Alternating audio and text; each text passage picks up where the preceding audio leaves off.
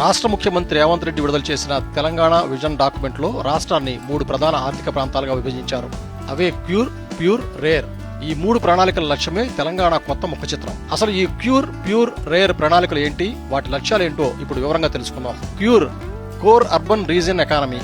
ఈ ప్రాంతం outer ring road లోపల ఉన్న మొత్తం ప్రాంతాన్ని సూచిస్తుంది. దీన్ని ఒక పటిష్టమైన సర్వీస్ సెక్టార్ హబ్ గా మార్చడమే ప్రధాన లక్ష్యం.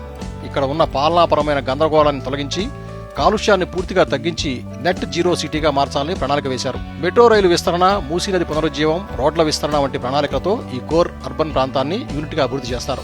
Pure, peri urban region economy. దీని పరిధి ఔటర్ రింగ్ రోడ్డు వెలుపల నుంచి రాబోయే రీజనల్ రింగ్ రోడ్డు వరకు ఉంటుంది. ఈ ప్రాంతం మ్యానుఫ్యాక్చరింగ్ జోన్ గా అభివృద్ధి చెందుతుంది. దీనికి అనుగుణంగా బలమైన రవాణా వ్యవస్థను నిర్మిస్తారు. తెలంగాణకు సముద్ర తీరం లేని కారణంగా మచిలీపట్నం పోర్టుకు ప్రత్యేకమైన గ్రీన్ ఫీల్డ్ ఎక్స్ప్రెస్ హైవేను నిర్మించేందుకు ప్రణాళిక సిద్ధమవుతున్నాయి. విదేశీ పెట్టుబడులను ఆకర్షించడానికి వరంగల్, ఆదిలాబాద్ వంటి ప్రాంతాల్లో కొత్త ఎయిర్పోర్టులు కూడా నిర్మించాలని నిర్ణయం తీసుకున్నారు. Rare, rural agriculture reason economy. ఇది రీజనల్ రింగ్ రోడ్డు అవతల నుంచి రాష్ట్రం సరిహద్దుల వరకు విస్తరించి ఉంటుంది. గతంలో నిర్లక్ష్యం చేయబడిన గ్రామీణ వ్యవసాయ ప్రాంతాలను బలోపేతం చేయడమే దీని లక్ష్యం. వ్యవసాయ ఆధారిత ఉత్పత్తులు, ఆర్గానిక్ ఫుడ్స్ పరిశ్రమలకు ఈ ప్రాంతం నెలవుగా మారుతుంది.